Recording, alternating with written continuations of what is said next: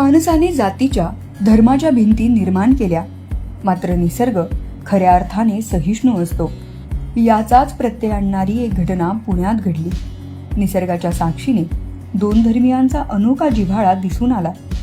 देशभरातील काही ठिकाणी आपल्याला जातीय तेढ, विशिष्ट धर्मांविषयी समाजात गैरसमज पसरवणे अशा घटना पाहायला मिळतात.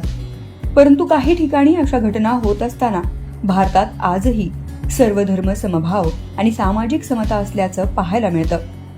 कालपासून 22 मेला बरोबर 1 महिन्यापूर्वी पहलगाम इथं झालेल्या दहशतवादी हल्ल्याविरोधात जात धर्माची सीमारेषा भेदत सर्व भारतीय नागरिकांनी दहशतवाद पोसणाऱ्या पाकिस्तानला धडा शिकवावा अशी मागणी केली. यातून आम्ही भारतीय एक असल्याचं नागरिकांनी पुन्हा एकदा दाखवून दिलं. अशीच एकतेची आणि धर्मापेक्षा माणुसकी मोठी असल्याची प्रचिती आणणारी घटना पुण्यात घडली. 2 दिवसांपूर्वी पुण्यात संध्याकाळच्या वेळेस मुसळधार पाऊस झाला.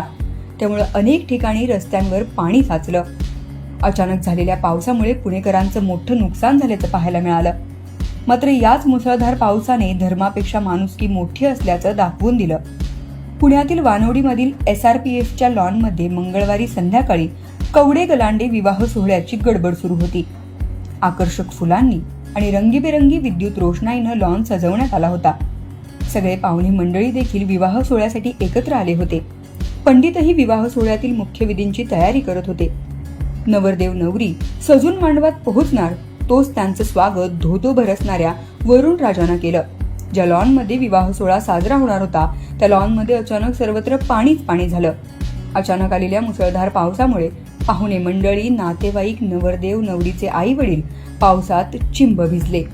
आता विवाह सोहळा पूर्ण करायचा कसा असा प्रश्न निर्माण झाला.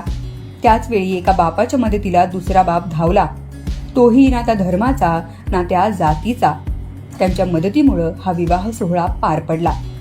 ज्या लॉनमध्ये हिंदू कुटुंबाचा विवाह सोहळा होणार होता त्या लॉन शेजारीच एका हॉलमध्ये मुस्लिम धर्मीय नवदाम्पत्याचा स्वागत समारंभ सुरू होता.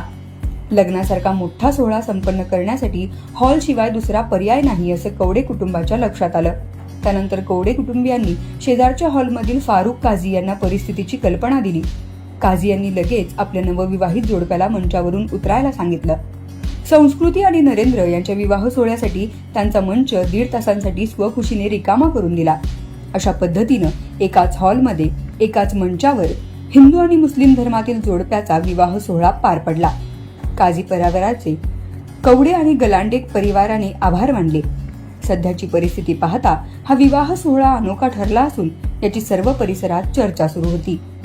माझ्या मुलीने लग्नविधी लॉनमध्ये करण्याचं आमचं नियोजन होतं, परंतु पावसामुळे आमच्यावर मोठं संकट निर्माण झालं.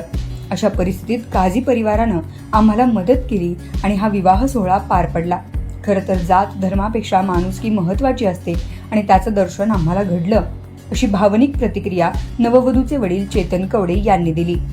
तर तुम्हाला धर्माच्या भिंती ओलांडून केलेलं हे कृत्य आणि हा अनोखा विवाह सोहळा कसा वाटला हे मला कमेंटमध्ये नक्की सांगा.